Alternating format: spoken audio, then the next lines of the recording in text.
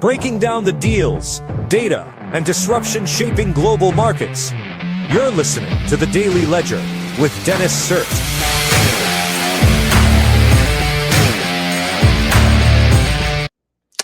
Hey folks, it is Wednesday, June 10th, 2026.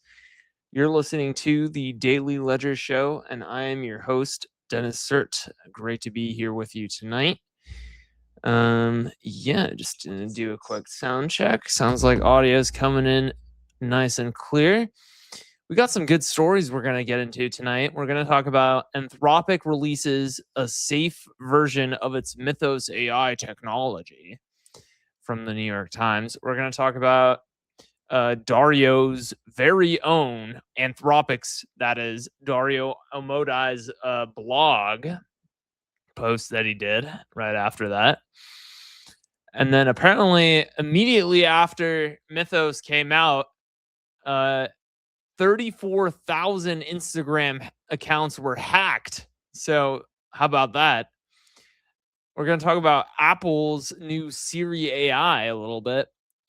BYD to spend 2 billion euros to build out 5-minute flash chargers in Europe. Musk's largest rocket must prove it can routinely fly before company can deliver on its biggest promises. So yeah, we'll get into that. But there's a really cool graphic of like a orbital data center. It's from the Financial Times. It's really cool. So we're gonna talk about it. And then last night I actually watched Obsession. So we're gonna talk about that as well. And then before we get into it, make sure to like, comment, subscribe, follow. If you're on Instagram or TikTok, share the shorts and the reels and the TikToks around. Those help a lot. Obsession director. I just want to get the director's name real quick. Brian De Palma. Why don't we just get right into it there? Okay. Oh, wait. It's not Brian De Palma. It's somebody else. See, that's what I get for doing last-minute fact-finding on the fly here. I'll confirm it right before we get there. But let's dive in here. So, Anthropic releases safe version of its Mythos AI technology. So, this is what all of X has been talking about. Claude Fable 5. It's twice as expensive as Opus 4.8, which was their previous flagship model. And so even people at work were talking about it. I was like, oh, really penetrated the zeitgeist there. But yeah, so apparently there are big stringent requirements and like safeguards on, like, apparently it can't do anything related to biology at all. Someone had asked like, oh, like, what is a mitochondria? And it was like, I can't tell you, man. You might be trying to make a bioweapon. It's like, okay. So I was reading about stories about that.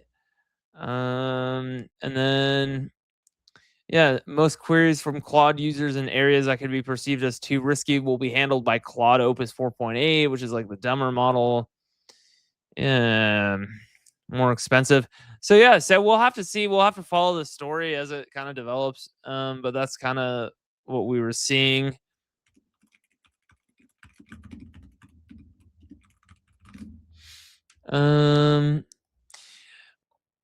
So that's pretty much all I have to say on that. Now, in terms of Dario's blog post that he did, I hate how he started with like this dumb sort of like Lord of the Rings reference. It's like, okay, like, can we get serious here, please?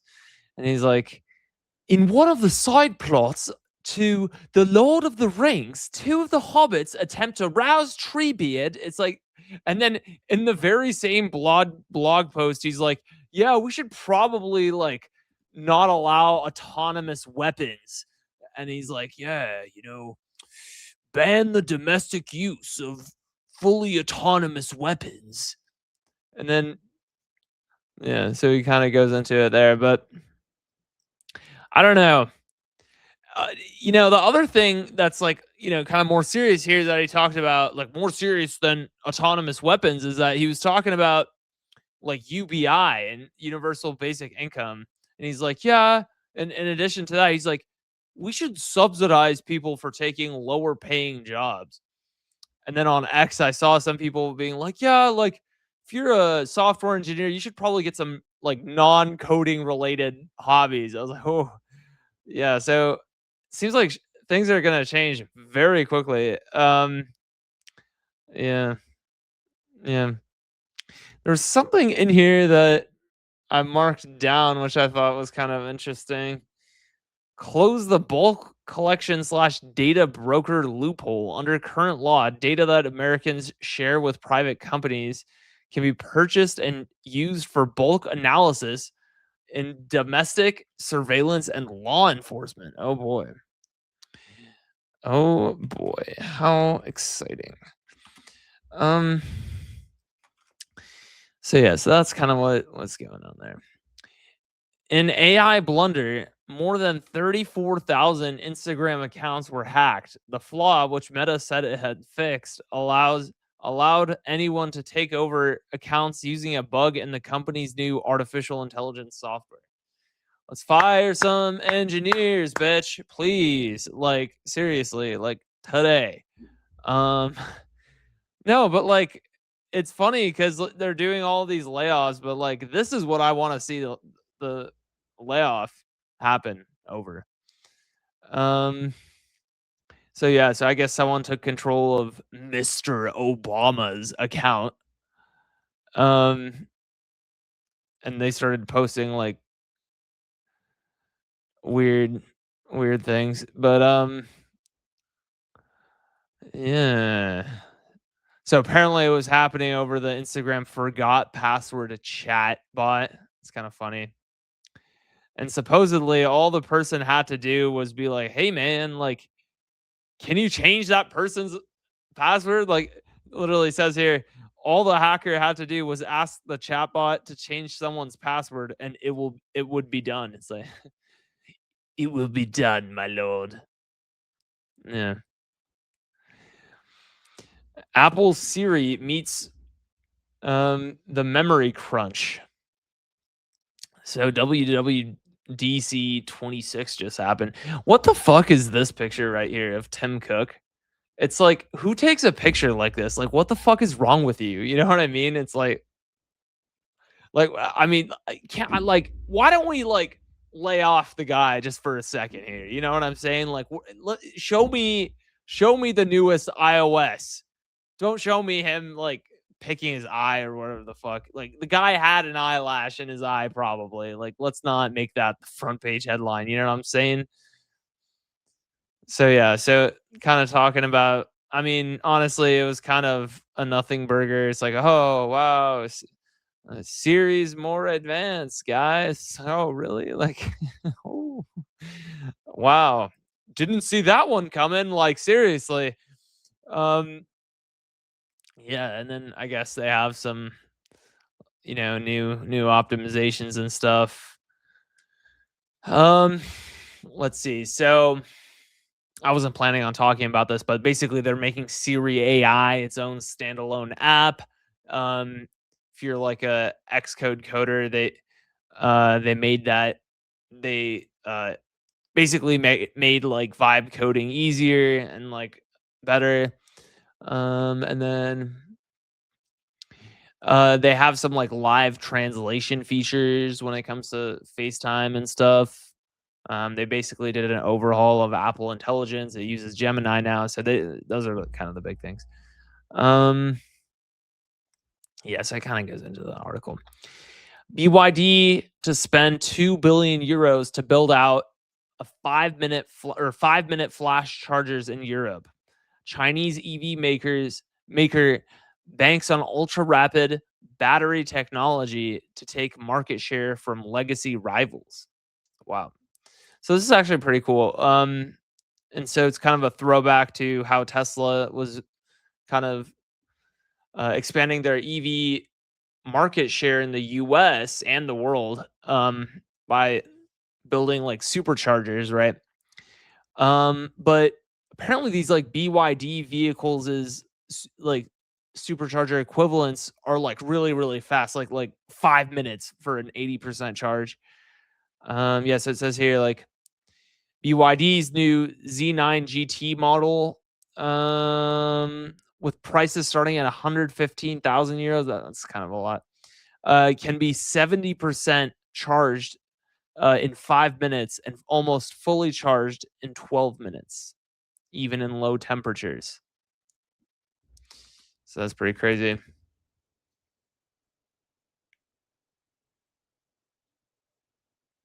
Mm. So yeah, so that's the BYD's new Z9 GT model, but that's kind of like the more high end model. I think BYD has some more like a little bit more cost effective cars. I'm pretty sure. So like this is one. I kind of like, and I'm not just saying this, but I kind of like Tesla's homepage a little bit more. Like that was kind of dumb. Um, I mean, this is like, I mean, now this is pretty cool. Yeah, I mean, come on. But yeah. So, anyways, let's get back to the story. Let's see. Did I take any checks notes? Oh yeah. The move echoes Tesla's investment in fast supercharger stations that help to rapidly expand EV sales. So this is what I was talking about. They can give Tesla vehicles up to 200 miles of range in 15 minutes. Yeah. Lee has said flash charging will remove the final barrier for consumers to switch to EVs. Mhm. How SpaceX IPO ambitions ride on Starship's path to Mars. So, yeah, so it kind of talks about like, oh, will they be able to do it? Of course, Britain doesn't like Elon very much. So it kind of gives like a size comparison with like the different rocket ships, including the Saturn V and everything, Starship, etc. So it has this video of like the chopsticks tower getting the lower stage of the Starship here.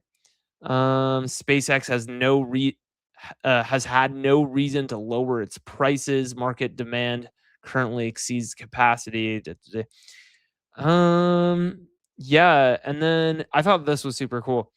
Possible components of an orbital data center, and it's like this giant satellite thing, and it has a bunch of like clusters of compute. Has a cooling system, so each of these like clusters of compute has a cooling system, power system, modular containers arranged around a central core, solar arrays generate power from sunlight, server racks with compute and storage units. Like, now that's cool. Modular container networking infrastructure, radiators transfer heat from the servers out to space in the form of infrared radiation. Okay. Hmm. The networking infrastructure links servers together and links servers to other data centers and other satellites and ground stations. Wow. Wow, wow, wow. So there's that. And it talks about kind of like the orbit. By orbiting from pole to pole in an orbit synchronous with the sun's position over the point where day switches to night, a dusk dawn orbit, the data center is in constant sunlight for maximum power generation. So it looks like it orbits just like this. It's very interesting. So yeah, this is actually like, honestly, I tip the cap to FT Financial Times. They do a good job. That's why I resubscribed. I was like, oh wow. Yeah. Let's talk about Obsession. So from Geeks and Gamers, Obsession has digital release pushed back after massive box office success, doing absolutely insane numbers. However, Obsession became a smash hit, not only overperforming in its opening weekend, but increasing its box office by 30% in its second weekend, 39% if you include Memorial Day. Like, this is unheard of. Usually it's a drop off, and he measured the drop off. It literally went it went off the charts by going positive and knocking the Mandalorian and Grogu, what a joke, out of the top spot at the box office twice during the week leading to its third weekend. That third weekend, Obsession saw an increase in its box office again over the week leading to its, or no. I was getting attacked. I got distracted. Again, over the previous one. Wow. Solidifying the little horror movie that could, the little horror movie that could, as a legitimate, okay. So it's like the little, okay. So it's saying, it's like the little engine that could, it's like a kid's book. But yeah, that's kind of what it's doing here. Solidifying the little horror movie that could as a legitimate phenomenon. So yeah, so anyways. So yeah, I was watching the movie last night, and I don't know. I mean, honestly, my thoughts are that it's it's basically like an incel nice guy who tries to like cheat the system to get a woman. It's like, it's actually pretty freaky. And honestly, it's kind of like a deeply disturbing movie.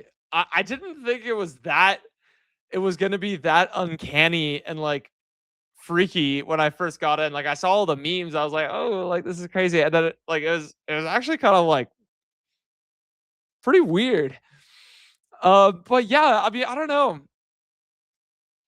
So basically, and this is going to be a spoiler review, so an overview of the plot. So you're going to have to click away if you don't want to get spoiled. So 3, 2, 1.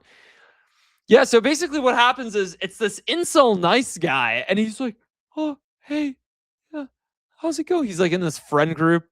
It's like totally like Gen Z sort of lifestyle, right? So he's in this friend group, 2 girls, 2 guys. They're all in their like mid 20s. And so apparently it's like, so it's the protagonist who's actually the villain, as it turns out. His name is Bear. So he's, like I said, he's this nice guy. He's like, oh yeah, hey, how's it going? I'm just saying, hey, I'm just existing, whatever. You know, they all work at this like music shop. And yeah, so basically, like he tries to find it within himself to like confess his feelings to Nikki, and then it doesn't work out, and so he like cheats by like, I guess like basically using like this magical item which can, I guess, grant exactly one wish to every person who may use it. And so he does, and he's like, oh my god, I wish he loved me more than anybody. And then she ends up becoming like possessed. And yeah, it's just, the rest of the movie is absolutely crazy.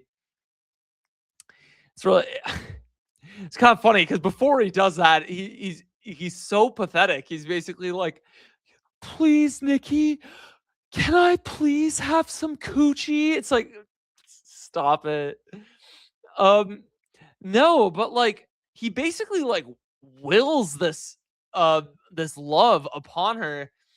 And there's this one scene that was really crazy. Like this is the scene that you truly understand that Bear is the villain. There are a lot of scenes where it's clear that Bear is the villain. It's not just one scene. Like the sex scene, I think is kind of the universally accepted part in the movie where, okay, like that guy's kind of the villain in this story. That was where I said it.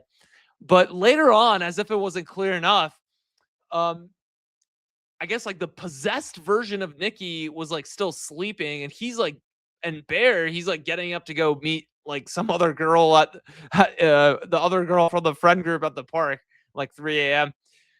And then I guess like the real Nikki is able to speak through Nikki's body while the possessed Nikki is still sleeping. So it's kind of weird.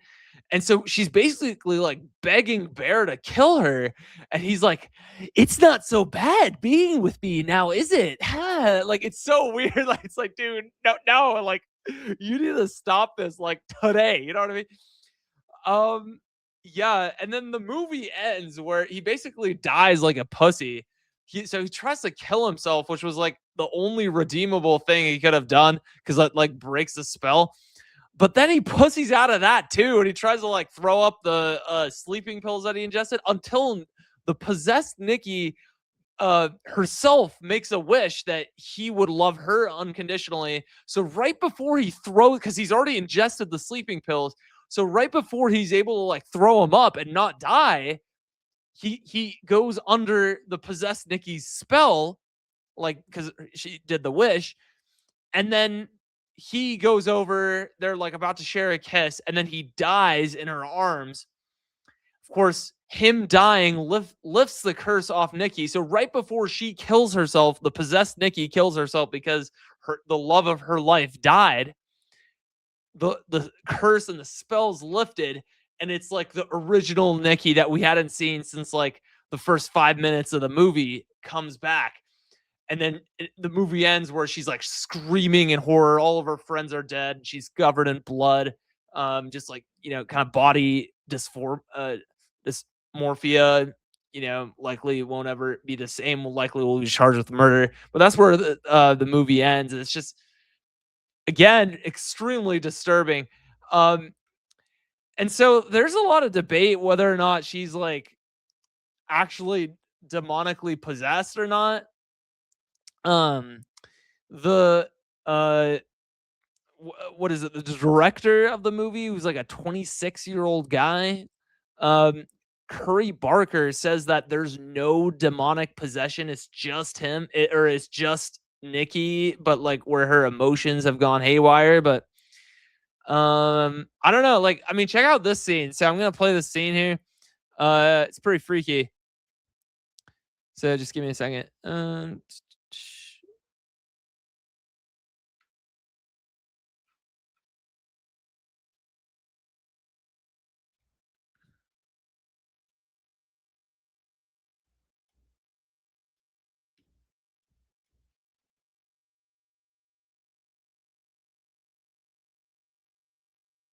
Yeah, so I'm gonna play this and then we're gonna read the comments.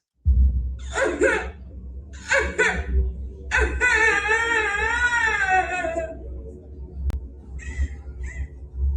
feel like you don't love me as much as I do. Like it's not mutual. No, I do. Just come back to bed. See, that's the freakiest part. Like, she's like clearly out of her mind. And it's just like, and it's all his fault, by the way, which is why he's the villain. See, this is actually why I hate insults. Like, I don't consider myself like I'm a good guy, right? It's like whatever, but like I'm not a very nice guy, okay?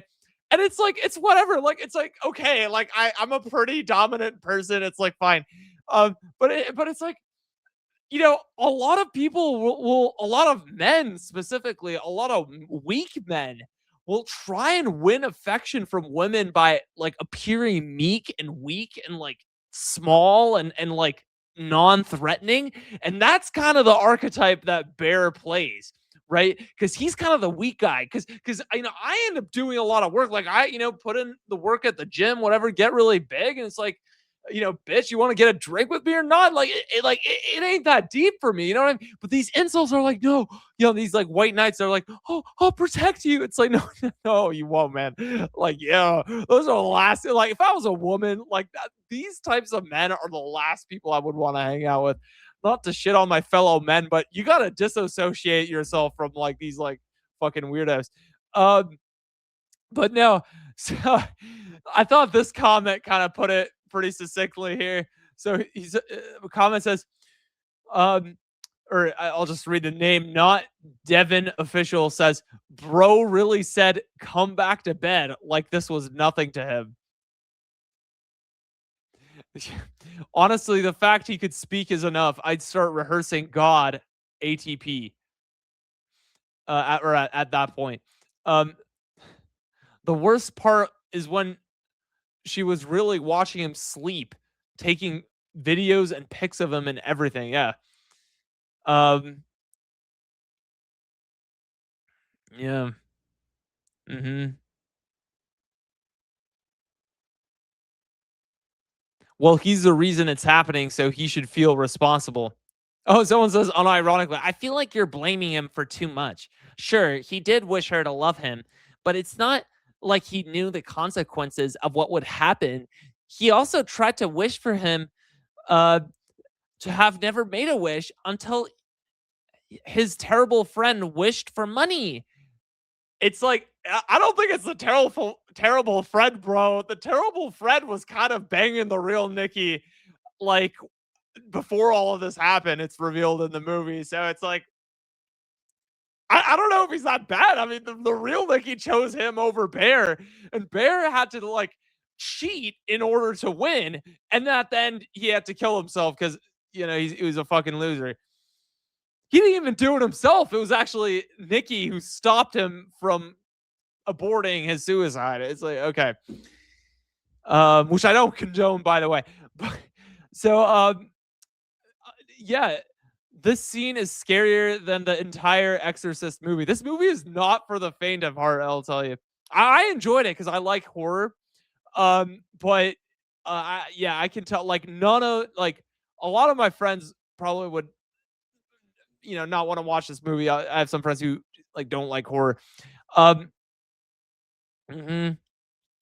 When you realize that she said the feelings weren't mutual, considering he literally raped her, is fucking insane. I kind of agree with that actually. Um, that entire scene really fucked with me because you couldn't even see her moving her mouth, but you could hear the noises coming from her. She had no expression on her face, and the real Nikki had to deal with having sex with this man, and it was just so disturbing. I mean, he literally, that's what I'm saying. Like, he cheated in order to win. It's like, dude, you have to hit the gym, you have to get riz, like, you have to get status. Like, you don't do it by like being like, oh my God, I wish I had sex now. It's like, that's not how it works. I'm sorry. Um, the part where she's freaking out near the kitchen and backs up and then flinches forward at him is very good and got me. Well, yeah, there was this weird scene where she's like, I couldn't find it. I was trying to find some more scenes, but you know, she was like moving in like a really weird way, like demon possessed, and I was like, oh, um, she has Skinwalker vibes here, harder than anywhere else in the movie.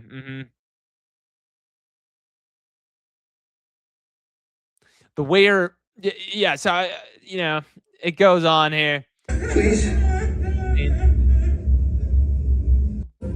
That's where it ended, but yeah. So, anyways, I recommend it. Honestly, you should go watch it. I'd give it a 10 out of 10. I think it's gonna be the movie of the year. All the actors are gonna get, or at least what's her name, Endy, the actor for Nikki. I think she's gonna get an Oscar. Who's the actress for Nikki?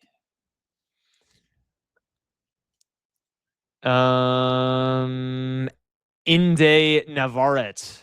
Yeah. Cool. Okay, so I think we're gonna end it there. Good stream tonight, and I'll see you guys in the next one. Peace.